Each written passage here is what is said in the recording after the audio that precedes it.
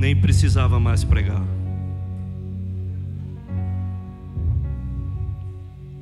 Mas me aguenta só um pouquinho.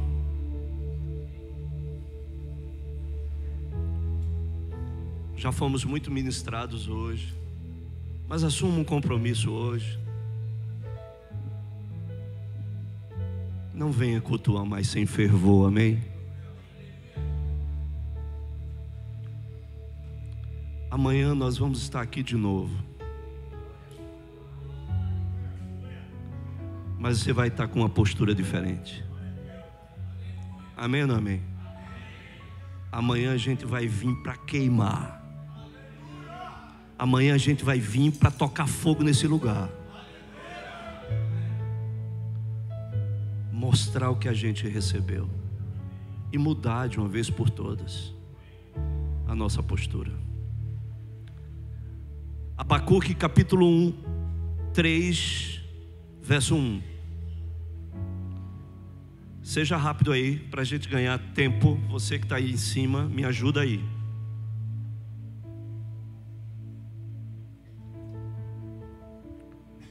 A oração do profeta Abacuque sobre a forma de canto. Amém? O que é que indica isso? Que Abacuque, além de ser um profeta, ele era um tangedor. Porque ele estava fazendo uma oração em forma de canto.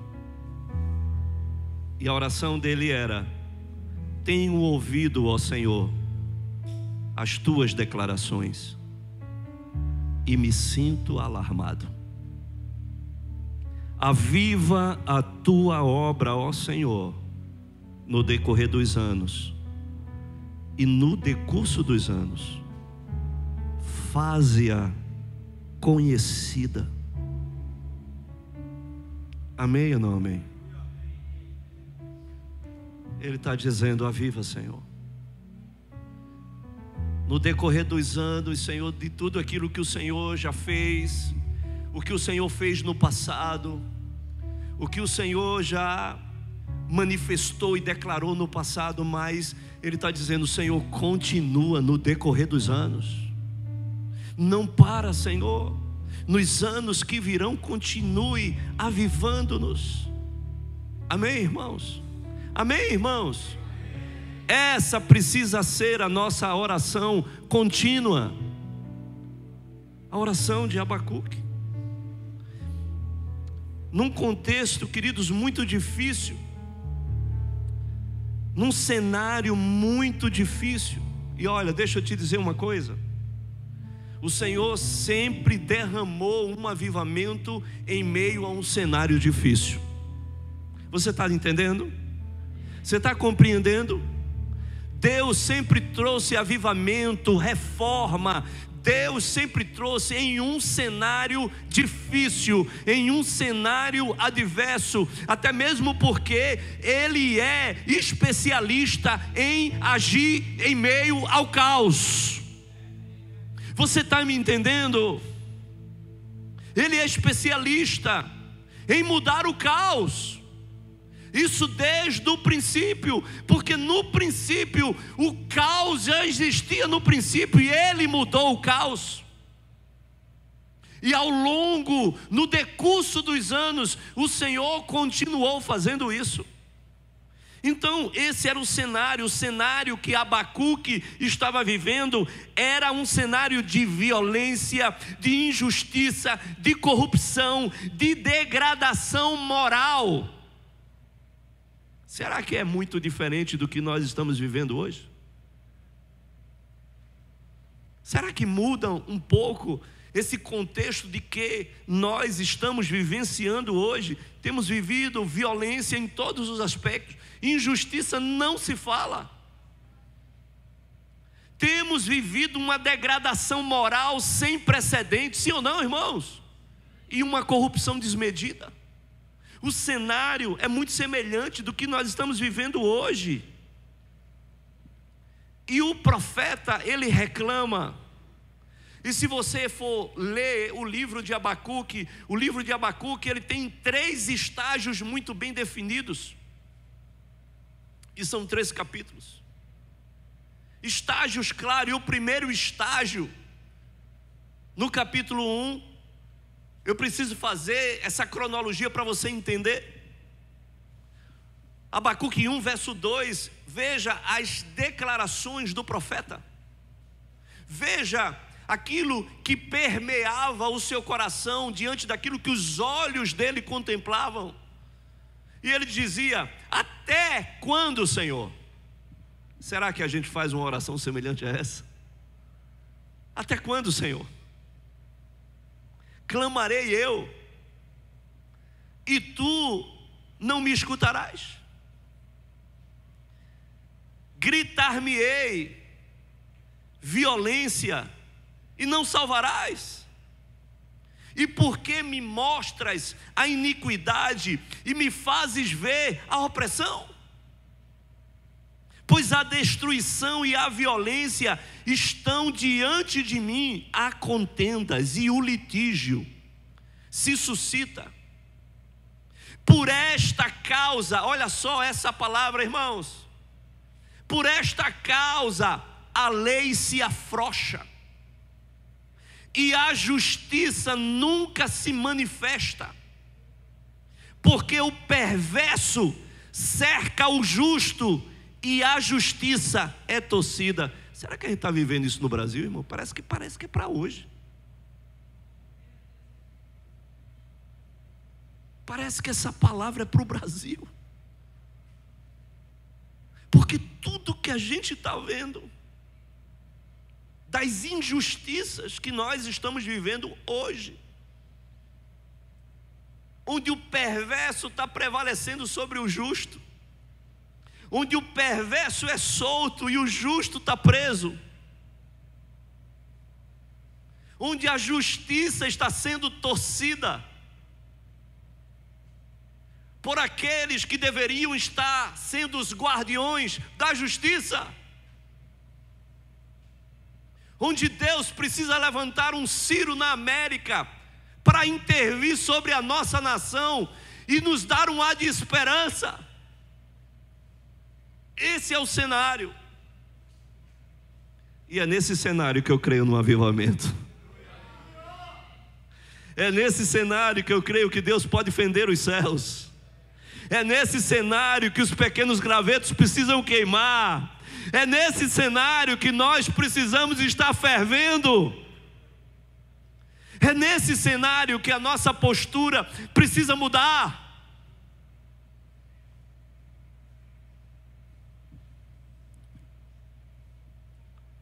O segundo estágio de Abacuque, depois disso que ele viu,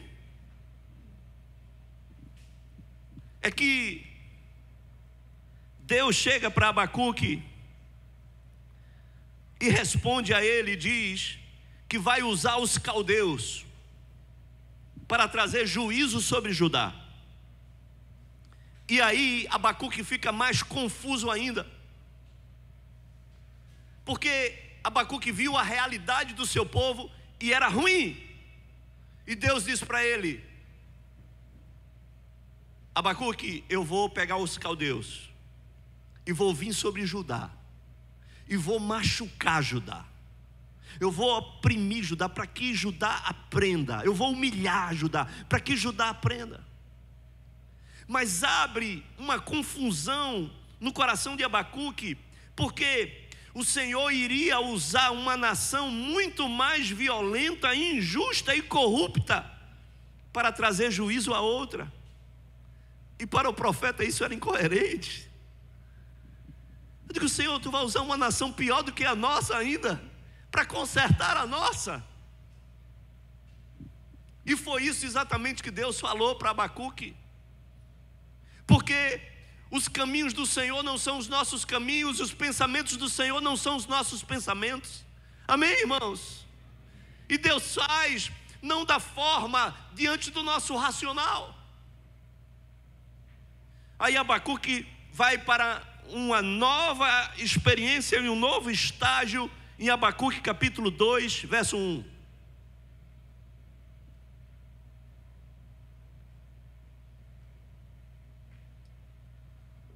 E aí ele diz: por-me-ei na minha torre de vigia, colocar-me-ei sobre a fortaleza e vigiarei. E vigiarei. Escuta isso agora, porque isso é importante. Porque talvez isso seja confuso para nós, e foi para mim. Ele diz: para ver o que o Senhor me mostrará.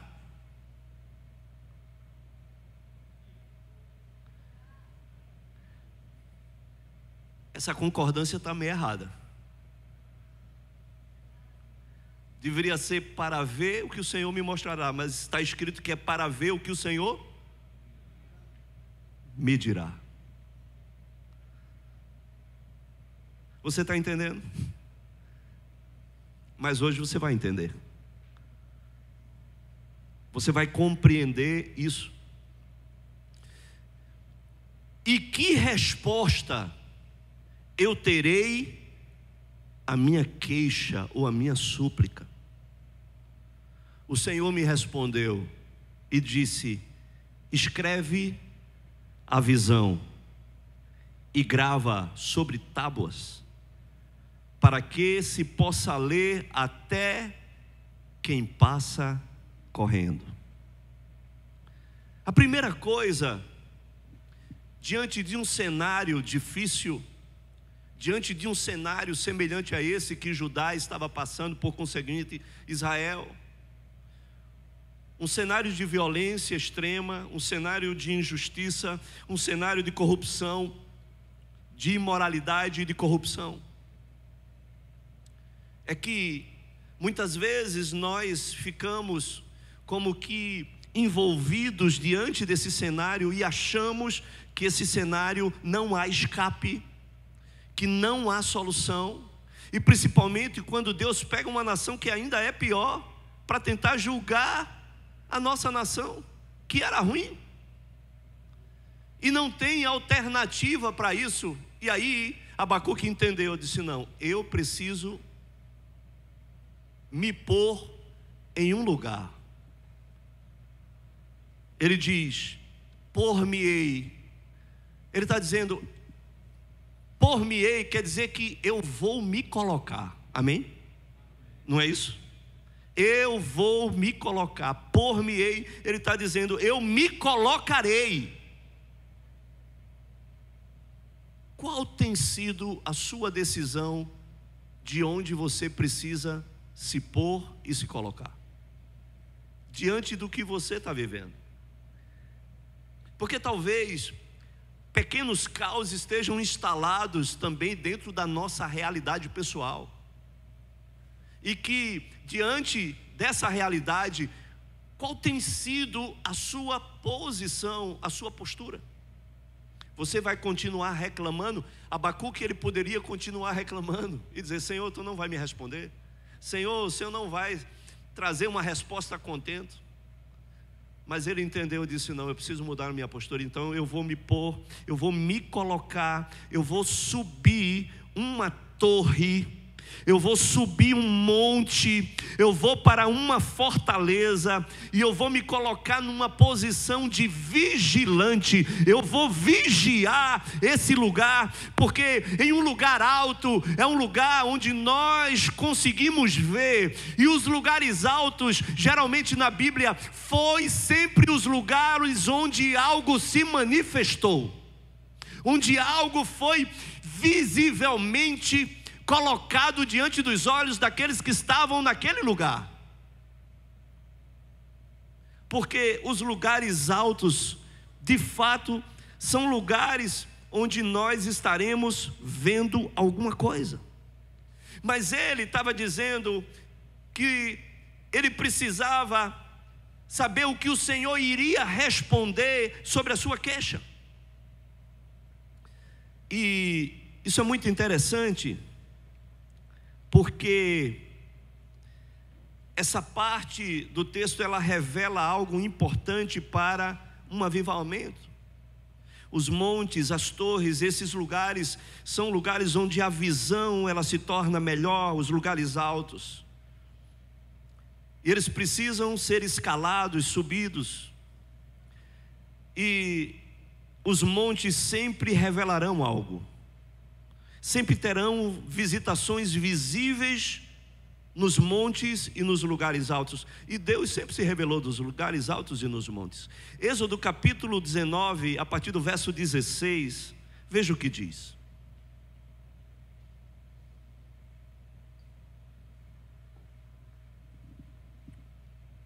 Isso é muito poderoso, porque esse é o episódio de Moisés e o povo. E o texto diz: ao amanhecer do terceiro dia, tente imaginar esses cenários. Tinha um monte lá, Sinai. E tente imaginar esse monte diante do que ele revela. No terceiro dia houve trovões, relâmpagos e uma espessa nuvem sobre o monte, e um forte clangor de trombeta, de maneira que todo o povo que estava no arraial se estremeceu. O monte estava lá, no cume do monte começou a ter aqueles trovões, mas além do barulho dos trovões, tinha relâmpagos sobre o monte. E tinha um forte clangor de trombetas. As trombetas estavam soando. Você tenta imaginar esse cenário? E o povo começou a tremer, a estremecer. Continua. E Moisés levou o povo fora do arraial, ao encontro de Deus, e puseram-se ao pé do monte. Todo o monte Sinai, olha esse cenário, imagina esse cenário. Todo o monte Sinai, ele tinha trovões, relâmpagos, som de trombeta, aquelas trombetas como tivessem tocando muitas trombetas. Ele fumegava, saía fumaça, porque o Senhor descera sobre ele em fogo. A sua fumaça subiu como a fumaça de uma fornalha. Começou a subir fogo. E todo o monte tremia grandemente. Tudo isso, e o monte ainda tremia, como se fosse um terremoto. Dava para não ter medo? E o clangor de trombeta aumentava cada vez mais. Mas aí o detalhe: Moisés falava e Deus respondia no trovão.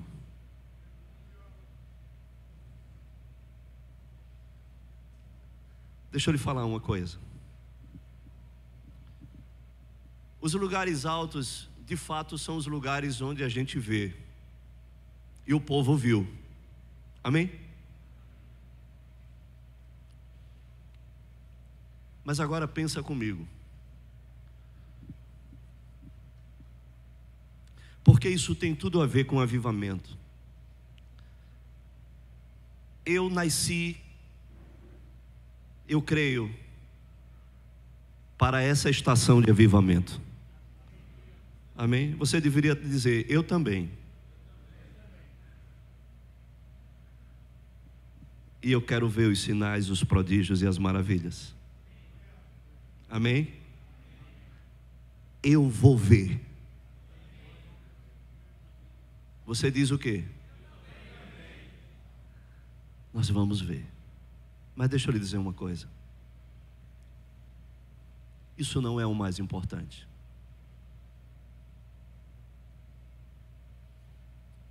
Imagine todo esse cenário de tudo isso que você viu sobre o monte? O monte trovão, relâmpago, fumegando, fornalha, clangor de trombeta, e como se fosse um terremoto, balançando o monte. Mas se tudo isso acontecesse, e só fosse só isso, o que é que isso geraria no povo?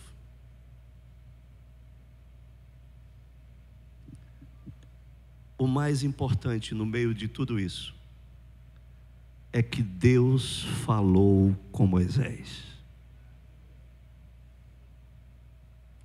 Porque se tudo isso acontecesse e Deus não falasse com Moisés, o povo não tinha os mandamentos, não se tinha Torá, não se tinha instrução, não se tinha a planta do tabernáculo, não se tinha nada disso.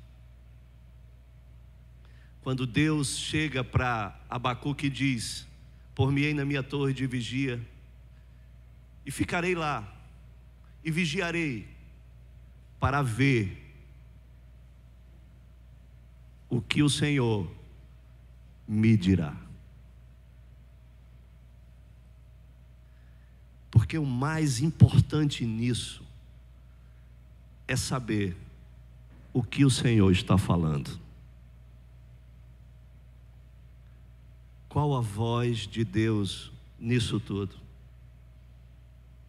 Há um episódio em 1 Reis, capítulo 19, de Elias, que é algo muito semelhante a isso, porque Elias foi um profeta de muitos sinais poderosos, e talvez no momento mais conflitante da sua vida, de uma perseguição sobre Jezabel, ele vai para um monte também, e se esconde lá numa caverna do monte.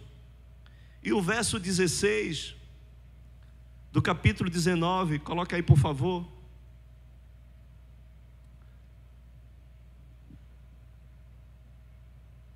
Não, 11, por favor, verso 11. Perdão.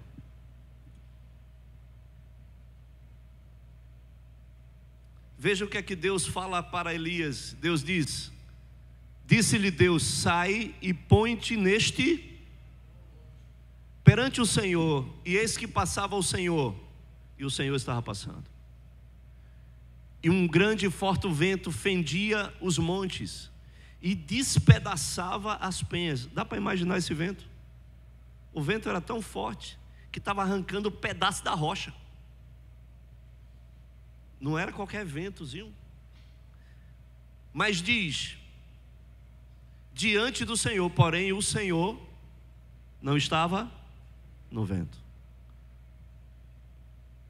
Depois do vento, um terremoto, mas o Senhor não estava no terremoto. Depois do terremoto, um fogo, mas o Senhor não estava. E depois do fogo, um cicio. O interessante, que quer dizer um vento suave. O interessante é que tem um texto que fala, uma tradução, e que declara que era como se fosse uma suave voz.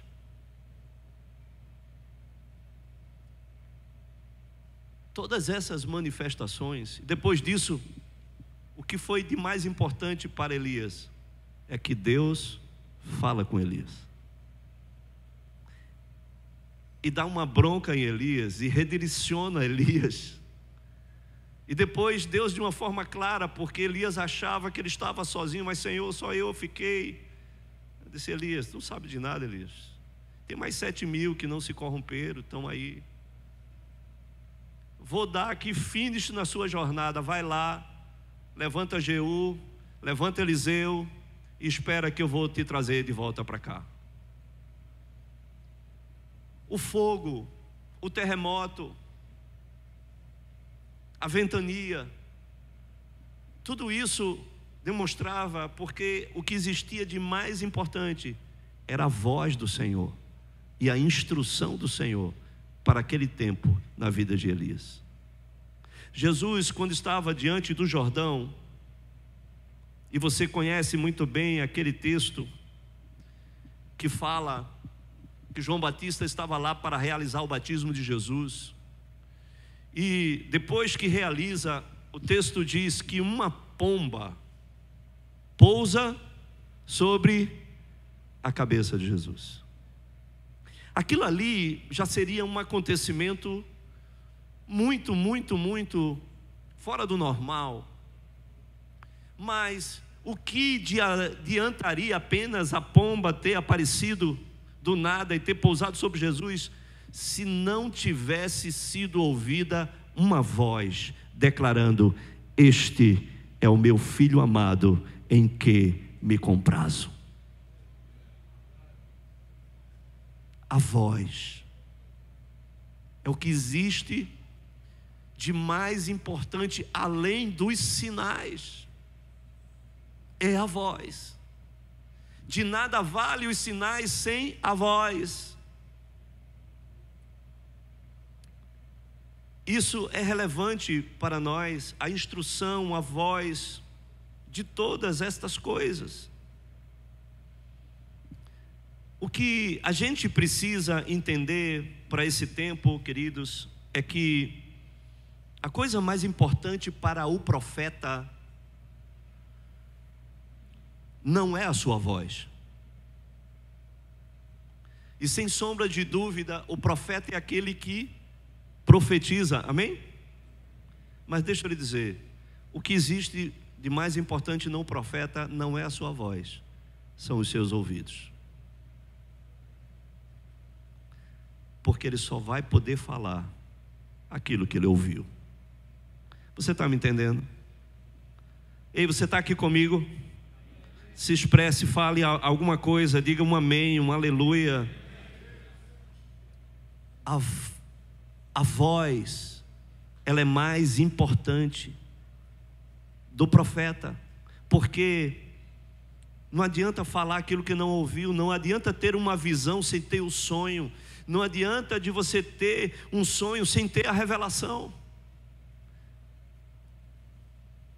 Veja o que o faraó ele teve sonhos e visões, mas o que adianta ter os sonhos e visões sem a revelação? Quem tinha a revelação era José.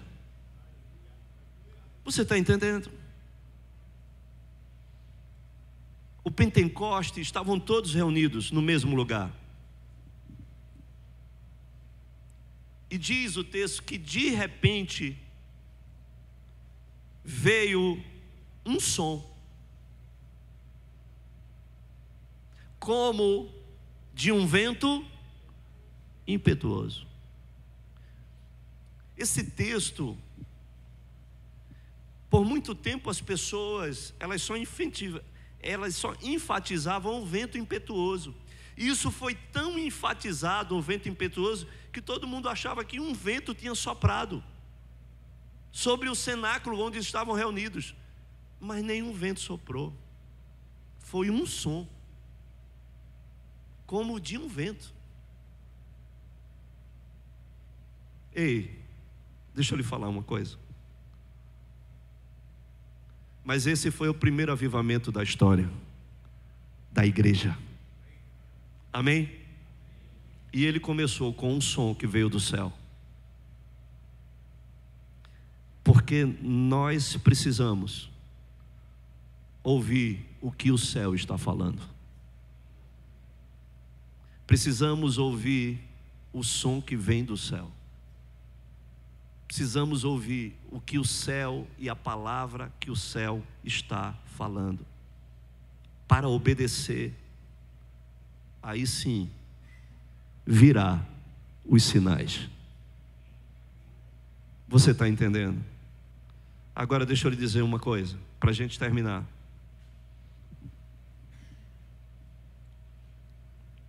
Só existe uma maneira de ouvir o som que o céu está falando. É quando nós nos dispomos, feito Abacuque se dispôs, para ouvir o que ele me dirá. E de posse do que ele me dirá, tudo vai mudar. Porque ainda que a figueira não floresça, que não haja fruto na vide, que o produto da oliveira minta, que as ovelhas tenham sido arrebatadas do aprisco, mas todavia eu me alegrarei no Senhor e no Deus da minha salvação. O avivamento, o meu avivamento, ele não será interrompido por nada que me vier a acontecer. Você está entendendo? Sabe por quê? Porque eu tenho a voz que me direciona. Eu tenho a voz que me instrui.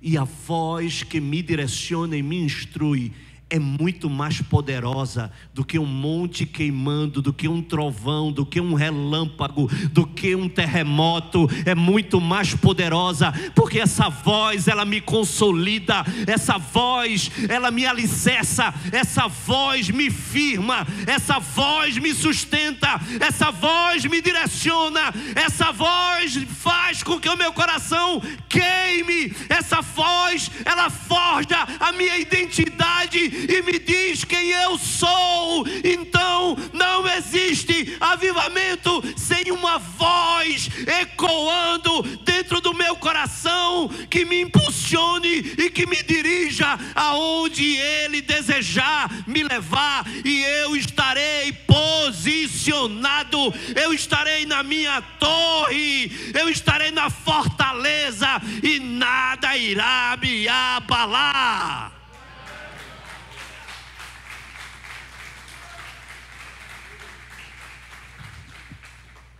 Mas como essa voz, se eu não parar para ouvir essa voz? Abacuque disse: tudo que eu estou vendo não tem gerado nenhuma mudança em mim. Muito pelo contrário, tem me trazido uma angústia e falta de esperança. Eu preciso fazer algo diferente. E aí ele disse: eu vou tomar uma posição. Diga, tomar posição. Eu vou tomar uma posição. E por isso ele disse: por-me-ei. Ele está dizendo: esquece tudo isso aqui. Agora tem alguma coisa que só eu posso fazer. Vou me colocar em uma posição. Eu vou me posicionar. E eu vou vigiar. Ei, quando você coloca essa palavra vigiar, você considera de que você vai estar atento, sim ou não? Não é assim? O vigilante é aquele que está atento. Ele está ligado, ele está antenado.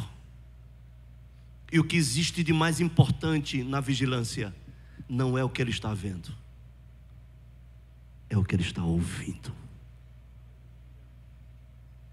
É o que ele está ouvindo. Mas para isso, você precisa estar vigilante. Para isso você precisa estar no monte, para isso você precisa estar na torre, para ver. E você vai até poder ver, mas não esqueça de que o mais importante é ouvir. E só ouve quem se coloca no secreto. Não existe avivamento sem secreto, meu irmão. Não existe avivamento sem monte. Não existe avivamento sem torre.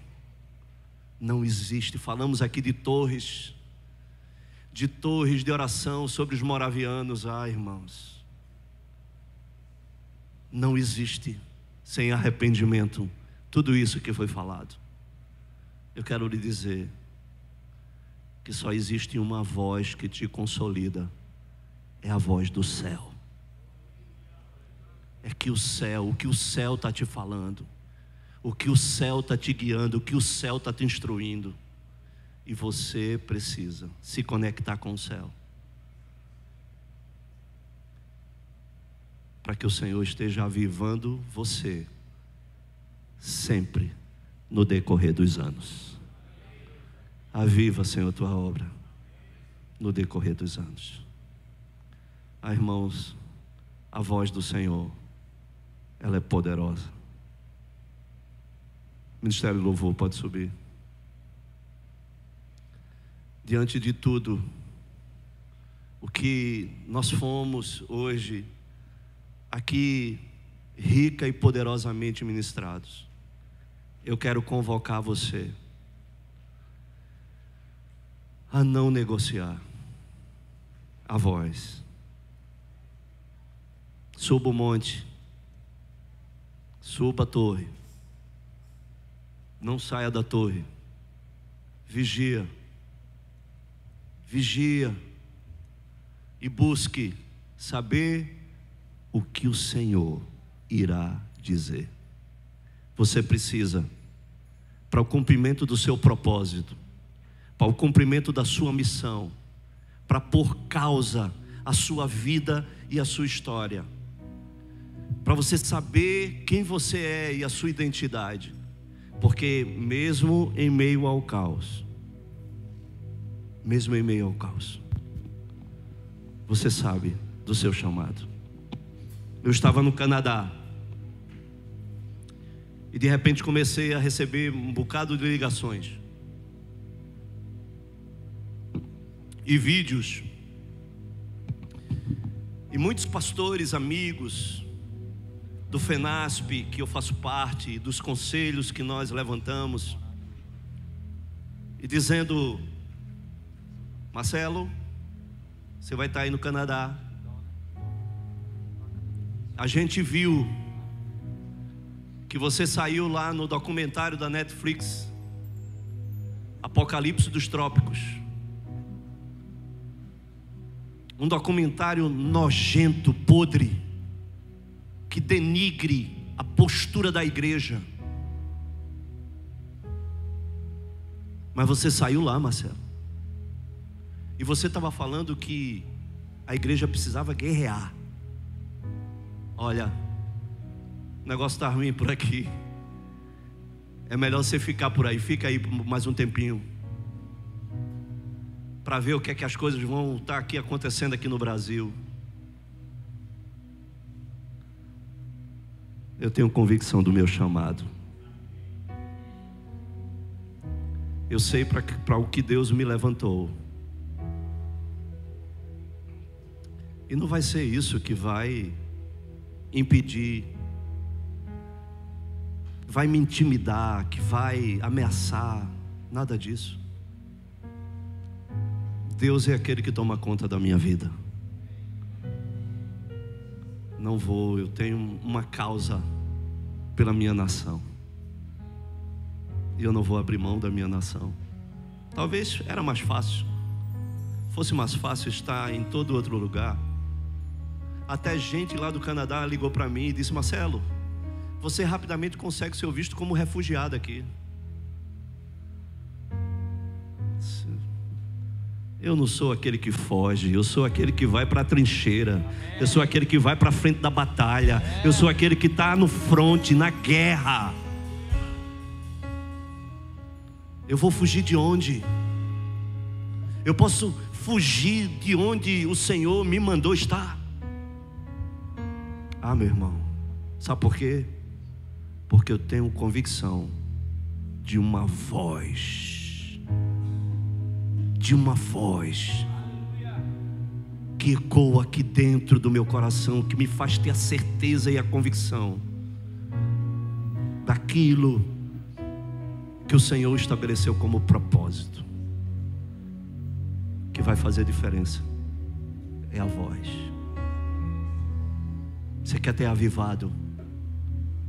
Deixa essa voz ecoar todos os dias dentro de você. Comece a ficar de pé.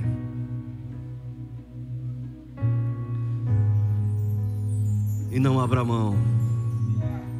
Mude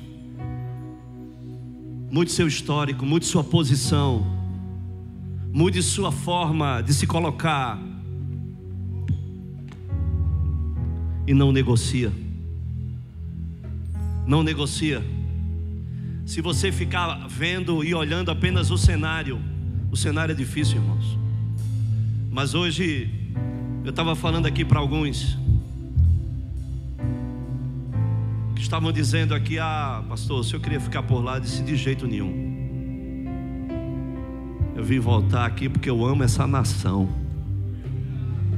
Tenho um compromisso com essa nação, compromisso profético sobre essa nação. Eu não vou abrir mão disso. Irmãos, Deus tem um propósito no Brasil. Deus tem um propósito nessa nação, irmãos. E Ele vai cumprir o propósito deles. Você não sabe, mas deixa eu lhe dizer uma coisa: o que tem de profeta, de homem de Deus, que tem juntado as malas e tem saído das suas nações e tem vindo para o Brasil, porque muitos receberam a palavra que daqui sairá o início do último avivamento sobre a terra. Então, como é que homens de Deus têm saído das suas nações para vivenciar isso no Brasil? E nós iremos sair dessa nação de forma nenhuma. Nós iremos ver o último avivamento sobre a terra, e ele será iniciado no Brasil.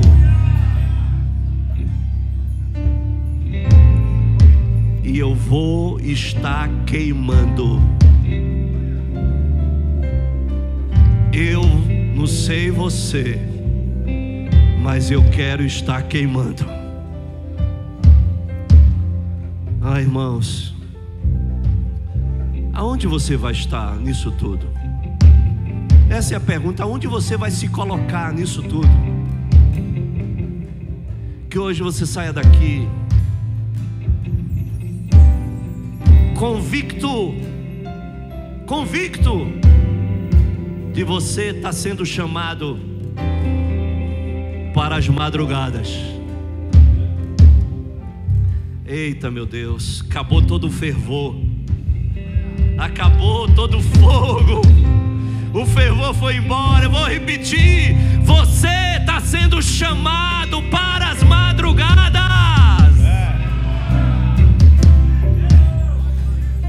É isso mesmo.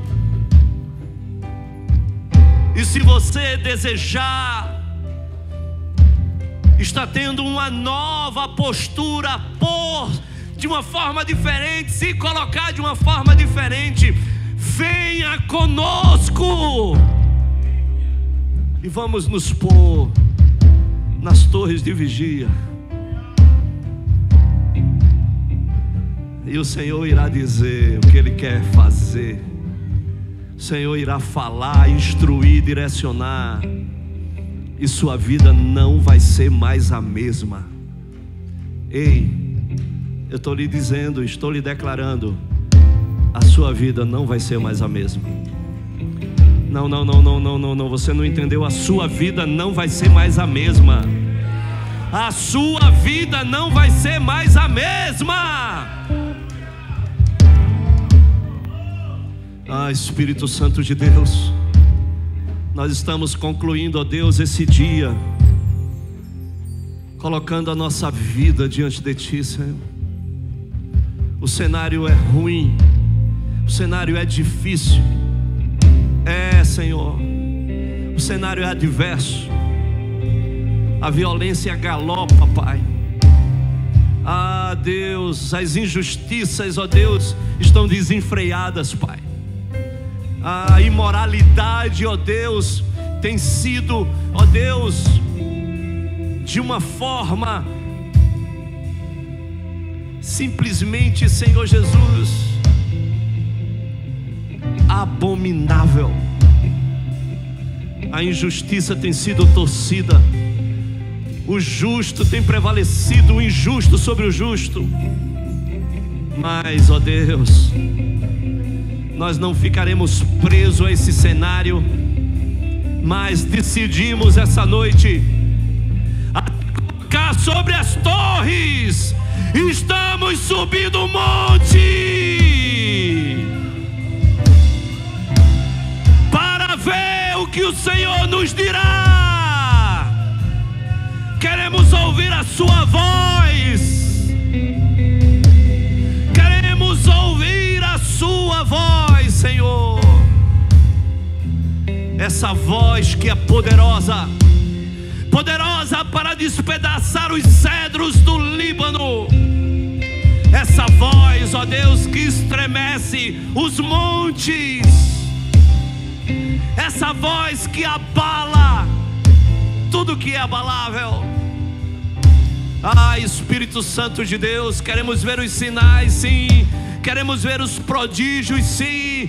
Queremos ver os milagres e as maravilhas, sim. Mas sobretudo, nós não negociamos a sua voz, Senhor, porque ela nos consolida, ela nos alicerça, ela nos firma, ela, Deus, nos dirige, ela, Senhor Jesus, guia os nossos passos, ela é luz para os meus passos, para o meu caminho. A sua voz, a sua palavra, a sua doce voz. Estaremos queimando enquanto a sua voz, Senhor. Ori alabalabalabana xerele catarabahaya. Orele cataribarabalabalabana xeralabahai. Oh, Espírito Santo, batiza-nos essa noite. Batiza-nos essa noite. Venha com mais fogo, venha com mais poder. Quebra grilhões, quebra amarras, quebra impedimentos. Quebra o nosso sono, quebra o nosso cansaço, quebra a nossa indolência. Quebra, Deus, e nos leve para o romper das alvas, para as madrugadas. Queremos te encontrar, queremos te encontrar.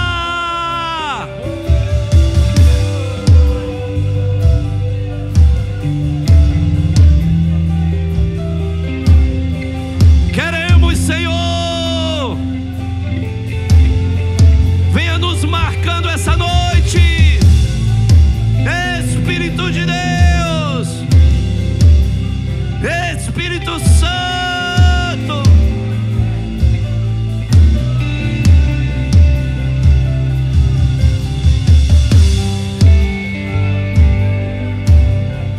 esse último avivamento, Senhor, será o avivamento que começará e ele só terminará quando o Senhor vier nos buscar.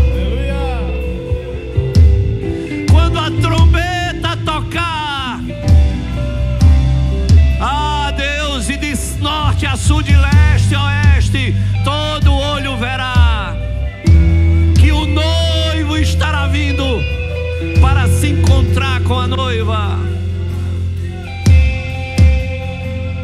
É o mais esperado, é o tempo mais esperado.